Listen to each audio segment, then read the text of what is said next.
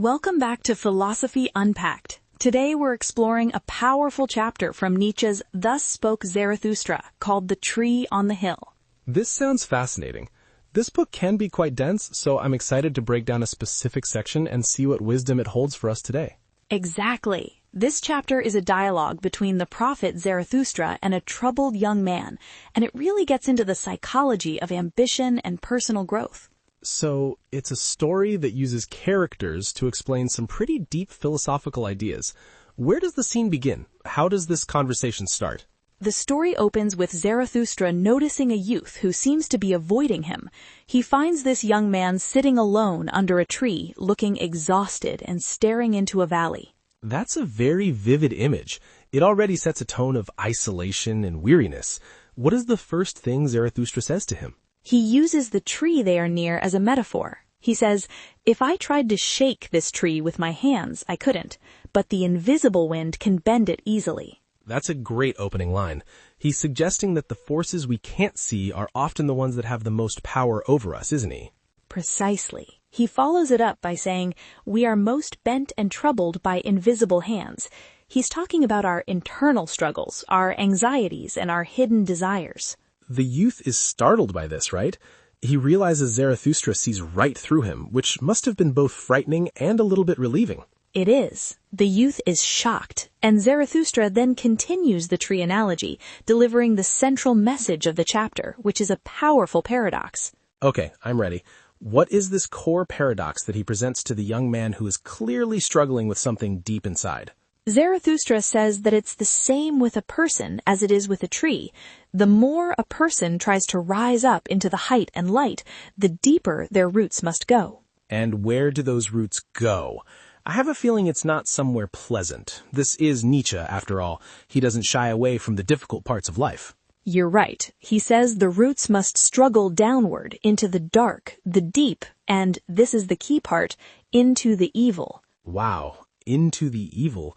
That's a strong word.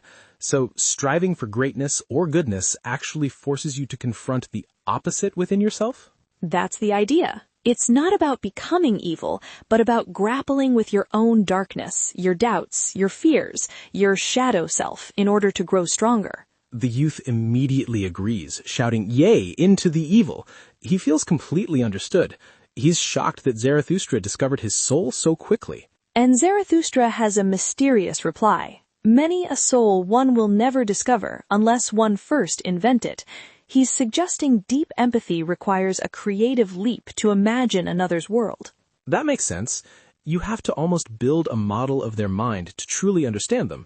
After this, the youth really opens up and confesses everything, doesn't he? He does. He says that since he tried to climb higher, he no longer trusts himself, and nobody else trusts him either. He feels unstable and chaotic. He mentions changing too quickly, saying his today refutes his yesterday. That sounds a lot like the feeling of losing your identity when you're growing rapidly. It's a perfect description of it. He also feels incredibly lonely at the height. He says the solitude makes him tremble, and he's filled with contempt for his own ambition. So his ambition and his self-loathing are growing at the same time? The higher he climbs, the more he despises the part of himself that wants to climb. Exactly. He says, "How ashamed I am of my clambering and stumbling. How I hate him who flieth. How I am tired on the height." It's a cry of pure exhaustion. This is such a relatable feeling for anyone who has ever pushed themselves hard for a goal, only to feel isolated and full of doubt once they get there. After the youth falls silent, Zarathustra looks back at the tree and offers another profound metaphor about its loneliness and purpose. What does he say about the tree this time? It seems to be the central symbol that holds this whole conversation together. He says the tree has grown so high that if it wanted to speak, no one could understand it. It's too close to the clouds, waiting for something. And what is it waiting for? This feels like a very pivotal moment in their talk, building up to some kind of revelation. Zarathustra suggests it's waiting for perhaps the first lightning. This is the trigger for the youth, who has a dramatic reaction. He sees himself as the tree waiting for lightning to strike him down, so he feels his ambition is a desire for his own destruction? Yes, he cries out, "My destruction I longed for when I desired to be on the height, and thou art the lightning for which I waited." He's been destroyed by his envy of Zarathustra. That's heavy. He sees Zarathustra as the ideal he could never reach, and that envy has consumed him. But Zarathustra doesn't just leave him there, right? No, he comforts the youth and begins to explain his situation more clearly. He tells him, "As yet thou art not free. Thou still seekest freedom." So the desire for freedom and the actual state of being free are two very different things. The struggle itself can become its own kind of prison. That's the point. Zarathustra says the youth's seeking has made him too unslept and too wakeful. His soul thirsts for the stars, but his bad impulses also thirst for freedom. What does he mean by bad impulses? Is this connected back to the idea of having roots in the evil or the dark parts of oneself? It is. He uses another great metaphor. Thy wild dogs want liberty. They bark for joy in their cellar when thy spirit endeavoreth to open all prison doors. So when you try to free your higher self, you risk freeing your more primal, chaotic, and destructive urges as well. They're all caged in the same prison. Exactly. Because of this, Zarathustra says the freed man of the spirit still needs to purify himself. There is still much of the prison and the mold left in him. The mold of the prison. That's a powerful image.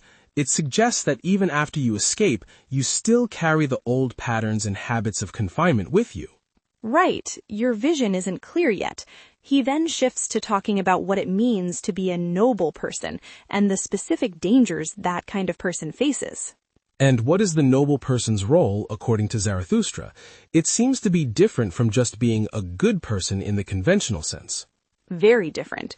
He says the noble person stands in the way of everyone, even the good. The good want to preserve the old ways, but the noble person's task is to create new values. So the noble one is a disruptor, a creator of new moralities, which naturally puts them at odds with the establishment that wants to maintain the status quo. That's the conflict, but here is the critical danger for that noble person. It's not that they'll become good and conform. The real danger is something else. Okay, so what is the ultimate risk for someone who strives for this kind of nobility and creation of new values? What's the trap they can fall into? The danger is that they lose their highest hope, and when that happens, they become a blusterer, a scoffer, or a destroyer. They become cynical and destructive. I think we've all seen examples of this. People who start out with high ideals, but after facing failure or disillusionment, they turn bitter and attack everything. Zarathustra says he's known noble ones who, after their spirit's wings were broken, just crawled about, living for temporary pleasures with no long-term goals. They go from aiming to be heroes to what he calls sensualists. The hero becomes a source of terror and shame for them. Yes, they can't stand the sight of a hero because it reminds them of the high hope they abandoned. It's a tragic fall from grace. So after laying out all these dangers and the psychological torment of the journey, what is Zarathustra's final advice to the youth? He's telling him not to give up on that highest version of himself. Even with all the pain and struggle that it entails, the potential is still there. Yes, and the final line of the chapter is the ultimate command for anyone on this difficult path. Maintain wholly thy highest hope. That's a fantastic summary. The core message is that the path to growth is filled with peril, loneliness, and self-doubt, but abandoning your highest aspiration is the only true failure. It truly is. The struggle, the need to grow roots into the dark, is not a sign of failure, but a necessary part of becoming something more. This really reframes the struggle. It's not something to be avoided, but something to be understood as an integral part of the process of becoming something more. Nietzsche is telling us that true strength is forged in this tension between the heights and the depths, and protecting our hope is the most sacred duty we have. So, for our listeners, the takeaway is to embrace that inner conflict, know that loneliness is a part of the climb, and never, ever let go of the hero within.